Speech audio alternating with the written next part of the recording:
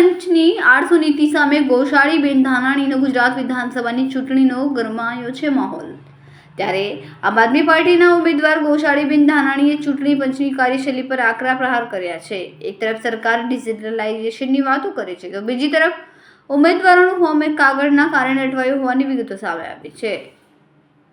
ગૌશાળીબેન ધાનાણીએ મીડિયા સમક્ષ પોતાની વ્યથા ઠાલવી। તેમણે જણાવ્યું કે પાર્ટીએ તેમને મેન્ડેટ આપી દીધું છે, પરંતુ ચૂંટણી પંચની નીતિ ઢીલીને કારણે તેમનું ફોર્મ અને કાર્ડ અટવાઈ પડ્યા છે। ગૌશાળીબેને ચૂંટણી પંચને 800ને નિષ્ઠુર ગણાવ્યું છે અને તેમનો આક્ષેપ કર્યો છે કે 20 દિવસ પહેલા બધું લોક કરી દેવાની પંચની નીતિને કારણે નવા સુધારા વધારા થઈ શકતા નથી। તેમણે નગરજન સાહેબ સહિતના ઉચ્ચ અધિકારીઓ સામે મુલાકાત કરીને લેખિત અરજી કરી આપી છે। ગાંધીનગરથી કામ પૂરું કરવાની ખાતરી મળવા છતાં પણ હજુ સુધી કોઈ પોઝિટિવ રિઝલ્ટ મળ્યું નથી।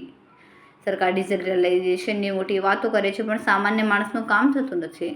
મોટા માથાઓના કામ થઈ જાય છે પણ નાના માણસની કોઈ સુવાણી નથી। આ શબ્દોમાં ગૌશાળીબેને પોતાની નારાજગી વ્યક્ત કરી છે। હવે જોવાનું એ રહેશે કે શું સમય મર્યાદામાં તેમની સમસ્યાનું નિરાકરણ આવશે। જો તેમનું નામ લિસ્ટમાં નહીં આવે તો તેઓ ચૂંટણી કઈ રીતે લડી શકશે, તે એક મોટો પ્રશ્ન ઊભો થયો છે। મારું નામ ગૌશાળી ગણવાણી છે। હું આમ આદમી પાર્ટીની 14 નંબરના માતાવાડી કરંજની ઉમેદવાર છું। પાર્ટીએ મને કાલે સાંજે મેન્ડેટ પણ આપી દીધું છે, પણ ચૂંટણી પંચ એકદમ આળસુ અને નિષ્ઠુર છે। ચૂંટણી પંચ એકદમ આળસુ અને નિષ્ઠુર છે। એ એવું ધારે કે 20 દિવસ પહેલા બધું લોક કરી દેવાનું, નવા જે લોકો એડ થાય, જે લોકો સુધારા વધારા કર્યા, એ કોઈનું આવવું ના જોઈએ। અને એમાં મારું કાર્ડ સલવાયેલું છે। હું ઉમેદવાર છું, મારું એક કાગળના કારણે મારું બધું અટવાયેલું છે। A to Z કચેરીઓ પર મેં પગ ઘસી નાખ્યા છે, ક્યાંય મને પોઝિટિવ જવાબ નથી મળ્યો। દરેક સાહેબ, નાગરાજન સાહેબને પણ હું મળી, એમણે પણ મને આશ્વાસન આપ્યા, મને કે અરજી કરો।